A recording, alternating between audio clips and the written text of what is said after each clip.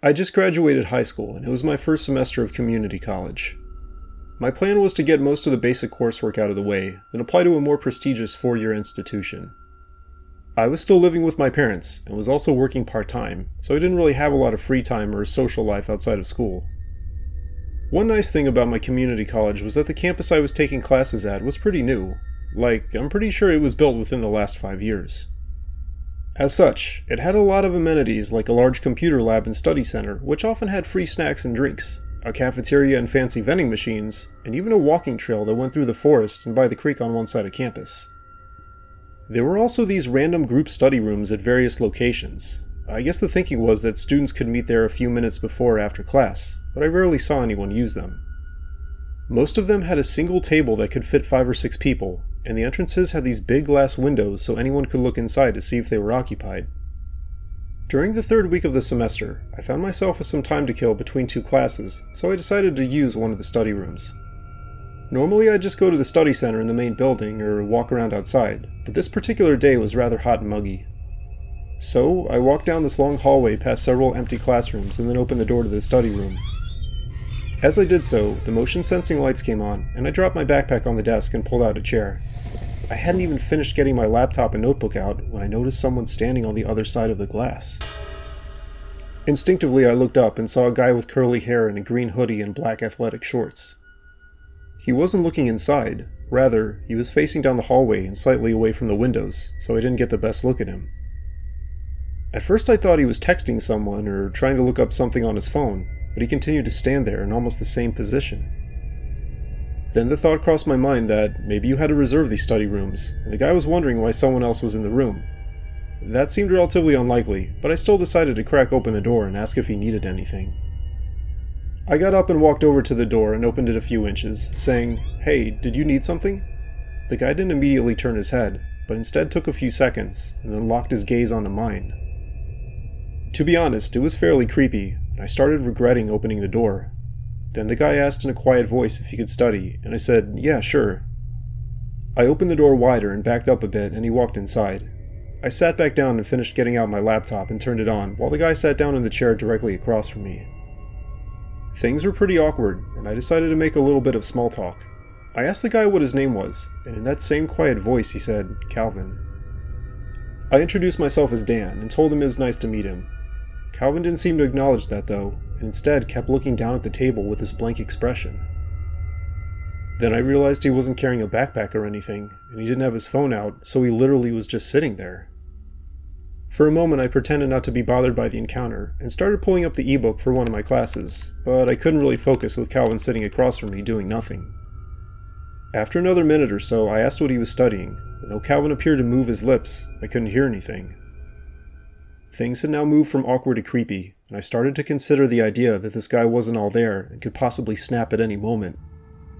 I pulled out my phone and made an expression like I was surprised, then said, "I gotta go," and started packing up. At no point between that time and when I walked out of the door and the room left my field of view did Calvin seem to do or say anything. As I walked outside and back towards the main building, I kept trying to analyze that encounter. I contemplated reporting it to campus police, but I didn't know exactly what number to call, and I also didn't want to overreact. Eventually I decided that if I ran into Calvin again and things were just as strange, then I would call someone. The rest of that day was uneventful, and I drove back home after class as usual. Now cut forward to the week before finals. I felt like things were going pretty well, and I'd even managed to make a few friends from some of my classes. One of them was a girl named Ashley, and we're actually engaged now. On one particular day, me, Ashley, and another girl named Laura were studying for our general chemistry class. This was in the late evening, and it had started to rain pretty heavily. Each of us had parked in the lot directly next to the building where we had our chem class, so rather than walk back and forth between the main building, we decided to grab one of the study rooms. Set to the backdrop of the rain and occasional thunder, Laura and Ashley started laughing about how our professor would sometimes make jokes in class, while I dug into my backpack and got out my laptop.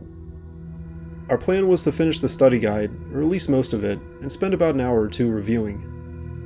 At one point Laura brought up the fact that almost no one ever used these rooms, and I decided to chime in with my story about meeting Calvin.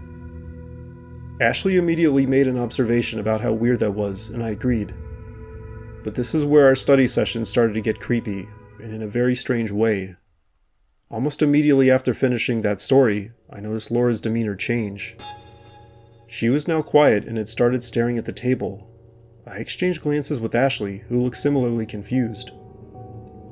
It dawned on me that maybe Laura and Calvin were somehow related, and I started kicking myself for bringing up what happened. I honestly had no idea how to dig myself out of this hole, but I tried to back up a bit, saying that Calvin was probably just stressed, and that we were all pretty new to college. Laura still didn't say anything, but Ashley and I could both see her expression change. She now looked upset, very upset, and once again Ashley and I looked at each other.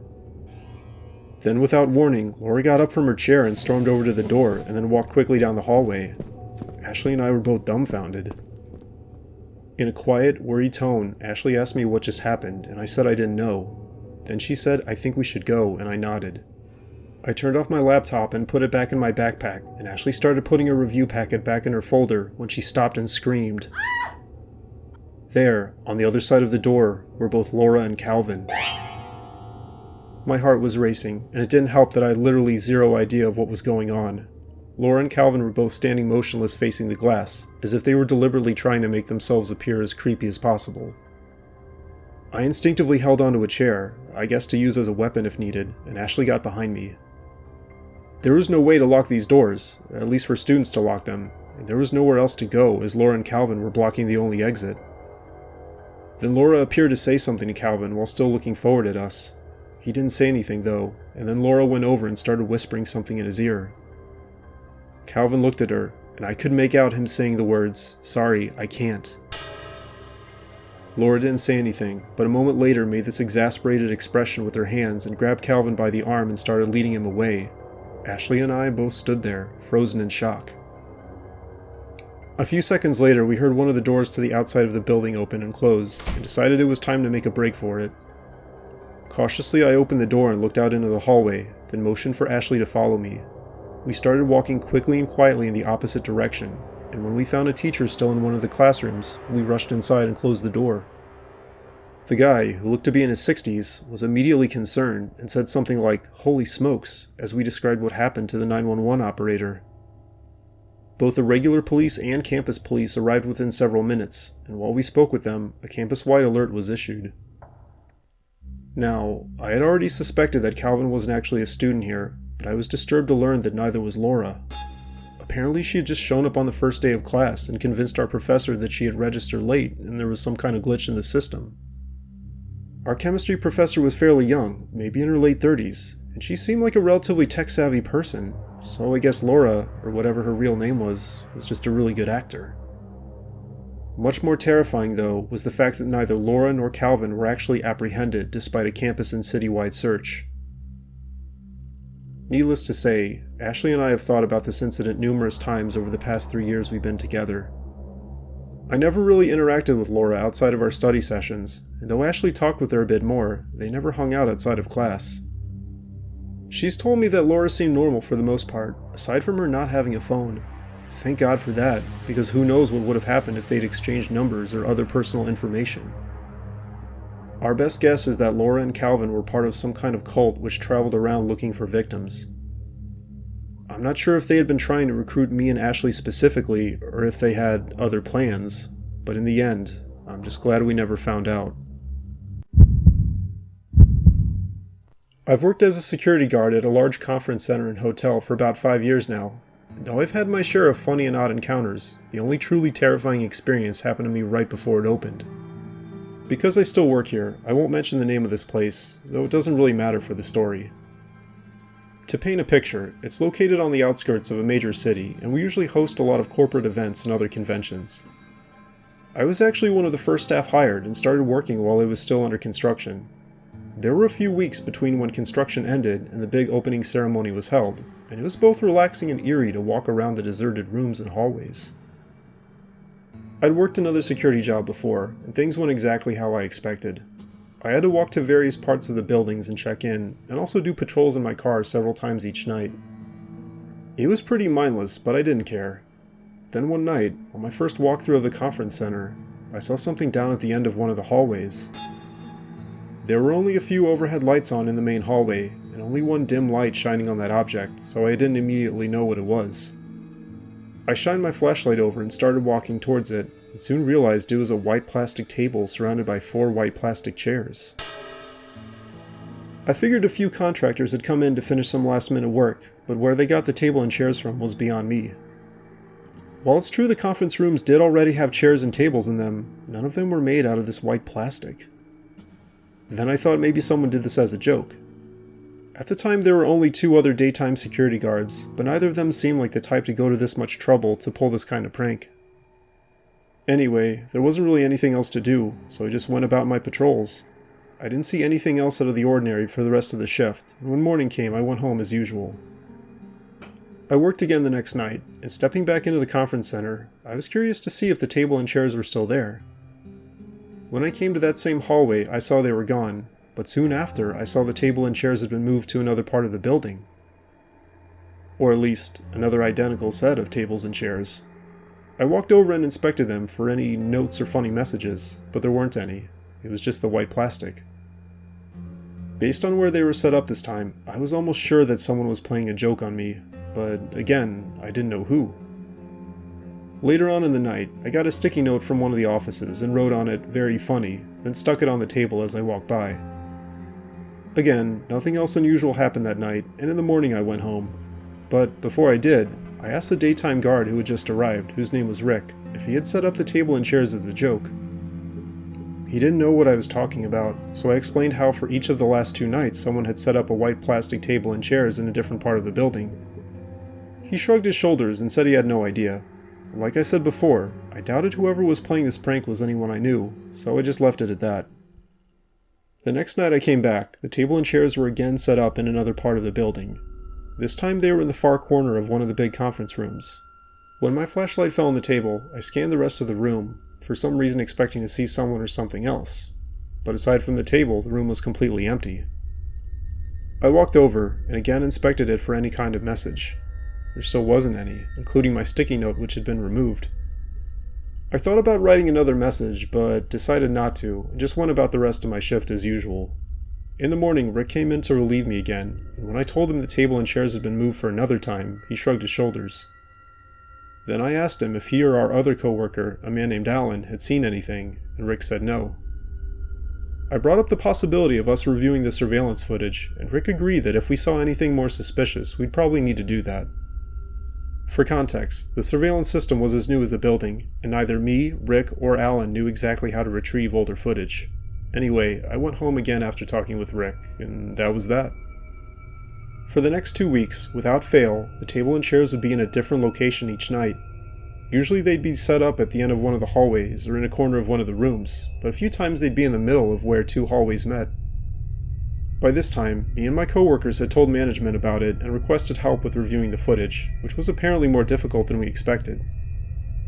Apparently the footage was transferred to off-site servers somewhere after 30 minutes, and unless there was an active police investigation, a formal request had to be made to the company who administered them. Rick and Alan, who mostly worked the day shifts, told me they had tried to catch whoever it was in the act, but unlike me, they weren't free to continually monitor the conference part of the building. A lot of the hotel staff had arrived and were being trained, so Alan and Rick spent most of the time there. Apparently, the person moving the table and chairs, or perhaps group of people, was very quick and secretive. Maybe they even knew about our schedule and when Rick and Alan wouldn't be able to catch them. Based on what I knew, I could only assume it was someone in management who had an odd sense of humor, or was just very bored. Finally, it was 2 days before the big opening celebration, and I figured that whoever was pulling this prank had to stop at some point. Every time I'd see the table and chairs, I'd walk over to them, on the off chance they'd finally leave a note or a message. When I arrived at the start of my shift, I checked out with Alan, who confirmed that he didn't see any suspicious people during the day, and that we still hadn't gotten access to the footage. We both joked about how ridiculous the situation was, and Alan confirmed that the last time he saw the table and chairs in their same location was around 2 p.m. He told me he was able to check again right before meeting me, but they weren't there, meaning that this person had been there sometime in the last 4 hours. Sometimes Rick or Alan would tell me where the table and chairs had been moved to if they'd found them in their new location, but Alan hadn't had time to search the rest of the conference center, so it was up to me to find them. Like my previous shifts, there was absolutely nothing else unusual to see, and the highlight was finding the table and chairs. However, after completing my first walkthrough, I didn't see them anywhere. This was the first night since they first appeared that they weren't here. I double-checked everywhere during my second walkthrough, but confirmed that they indeed weren't there. Oh well, I thought. I guess whoever that was in management had to get back to business before the grand opening. The next several hours played out the same, with me walking back and forth between a few locations in the hotel and conference buildings, but I was about to have the most terrifying encounter of my life. I still remember checking my phone and seeing that it was 4:07 a.m.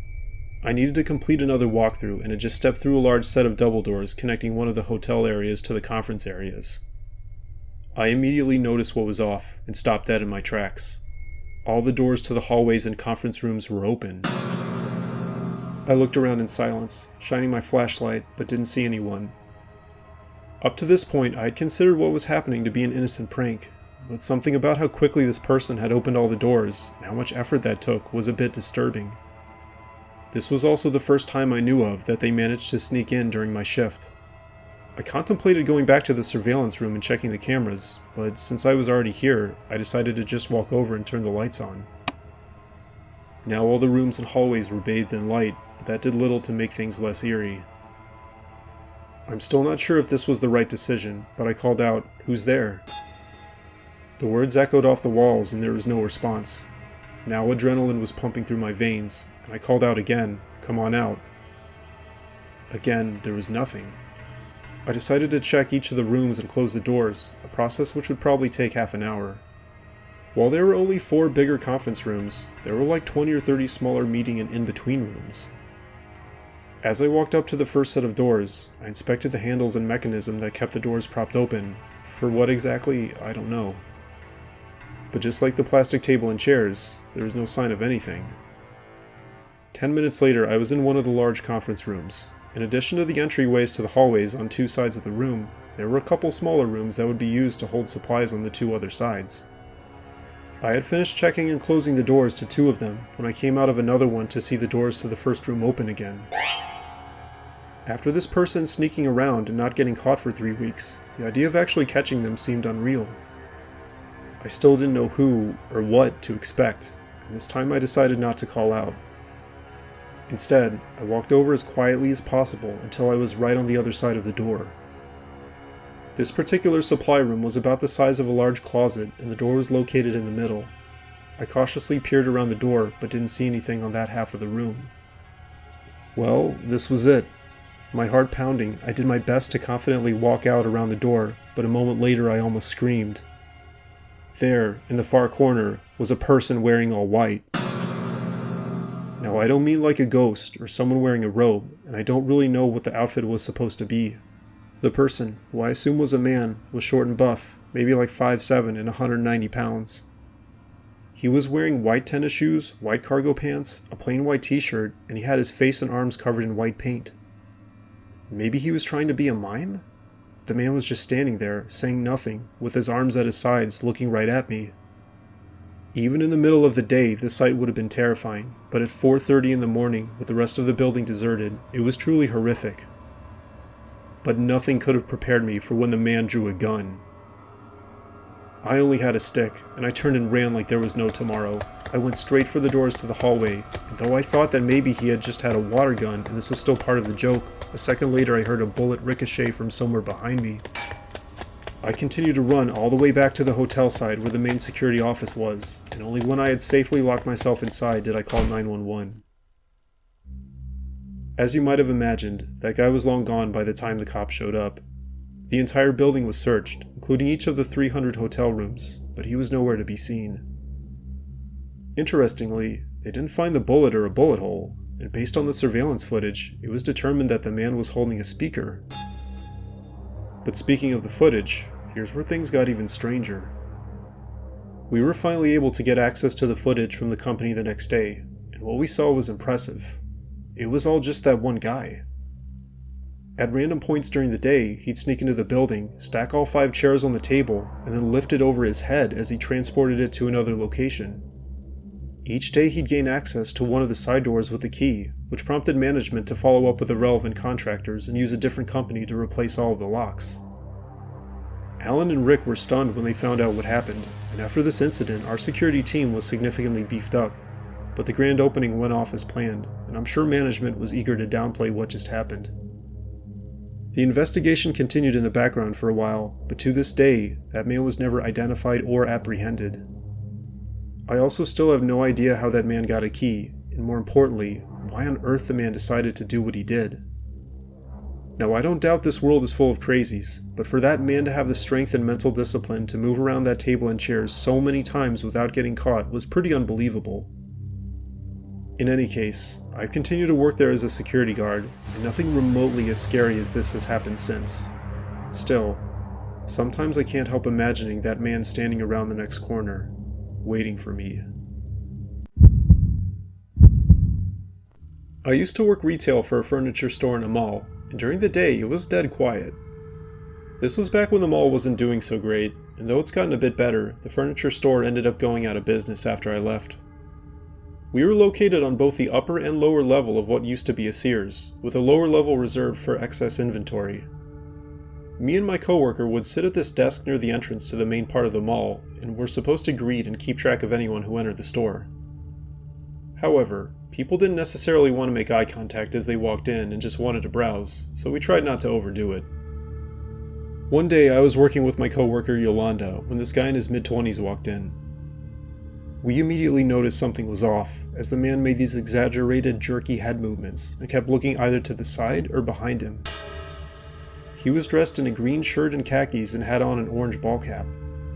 Yolanda and I watched as he walked between two rows of beds at the very front of the store, bypassing our area with the table.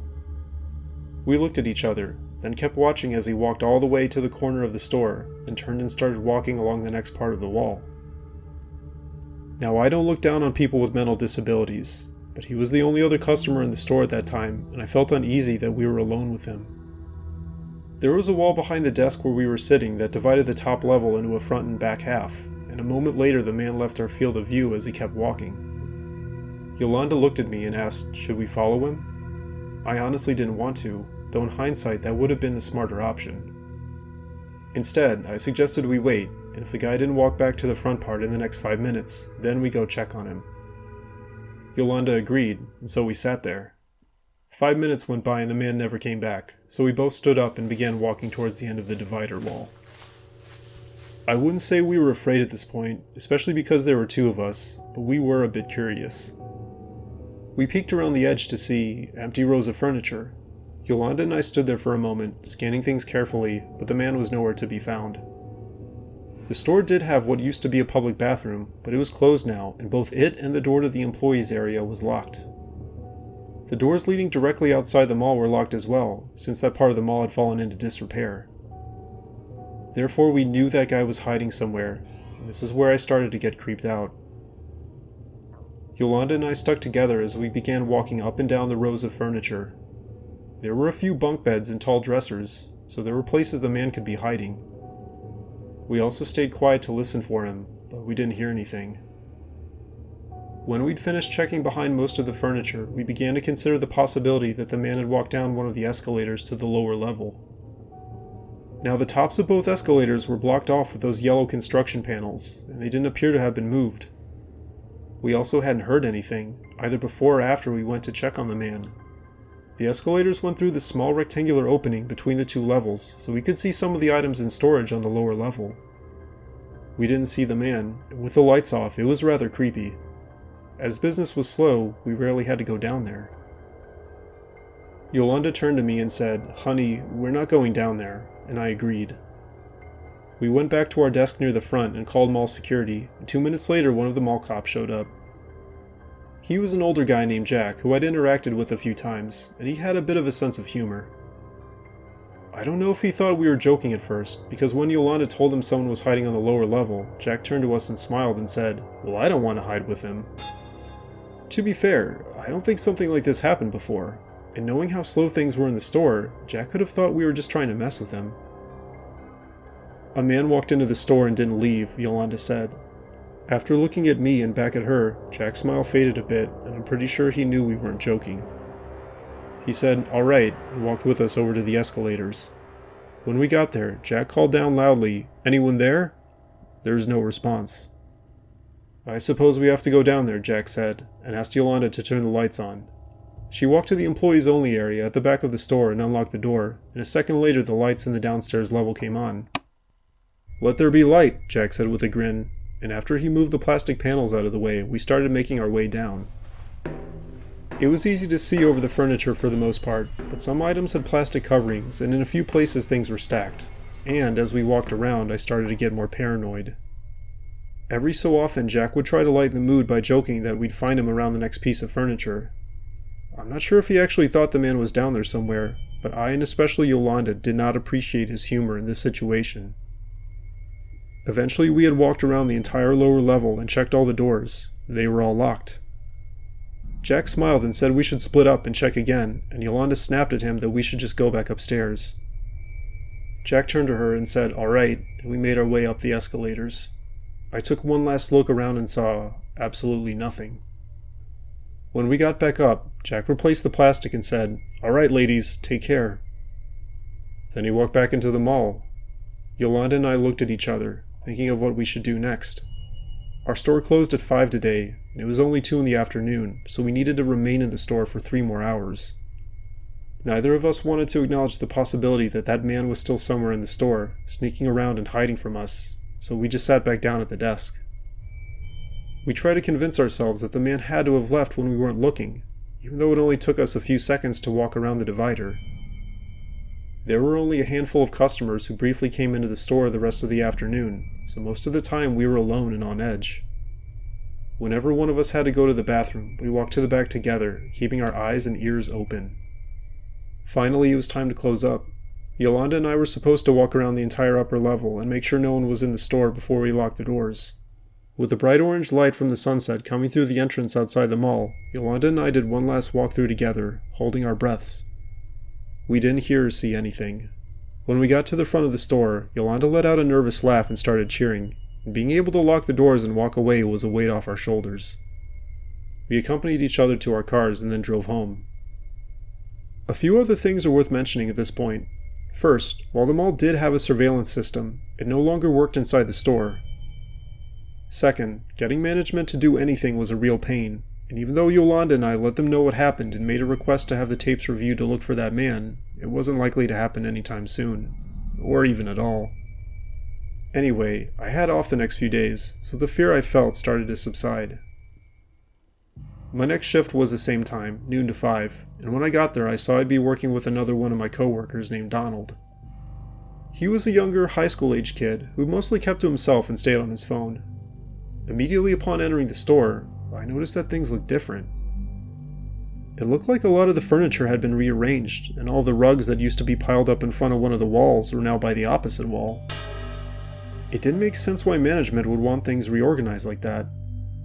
I greeted Donald and asked him about it, but all he told me was that the store was like this when he got here this morning. Then I asked him if he heard about that creepy guy who was apparently hiding from me and Yolanda a few days ago, but Donald hadn't heard anything about that. He also confirmed that nothing unusual happened since this morning.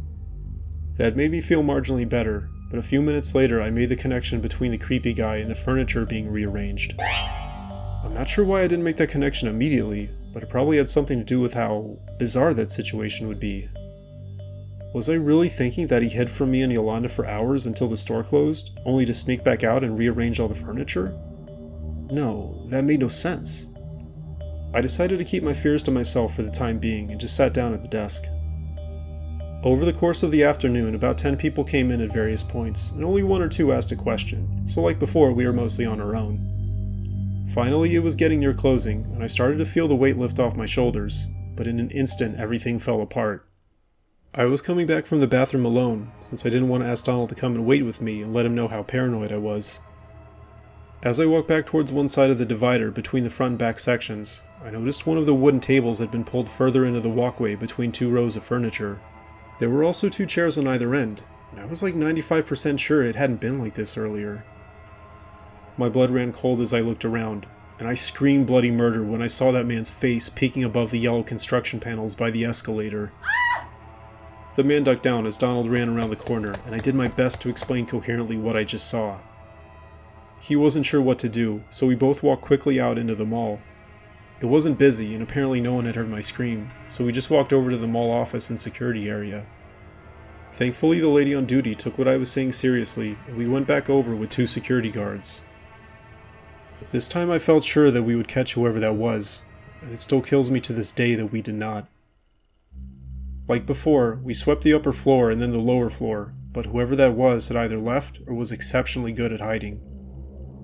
Company and mall management seemingly weren't concerned when we reported what happened, including the fact that someone might have been hiding in the store when it was closed. In hindsight, calling 911 and getting the police involved probably would have forced them to take matters more seriously, and I regret not doing that.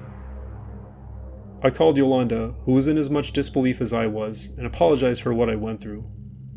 She also confirmed that none of the furniture had been moved by store staff as far as she knew, which confirmed for me that it was that man. I quit on the spot, never wanting to set another foot inside that store again. I did keep in touch with Yolanda, who continued to work there, and she confirmed that management didn't come through at all, as apparently they never even got the surveillance footage. I still think about those 2 encounters with the man from time to time, and have so many unanswered questions. What was the point of him sneaking in and hiding? And why did he go to such great lengths to rearrange the furniture? I know I'll never know the answers to those questions, but I just hope that I never see that man again as long as I live.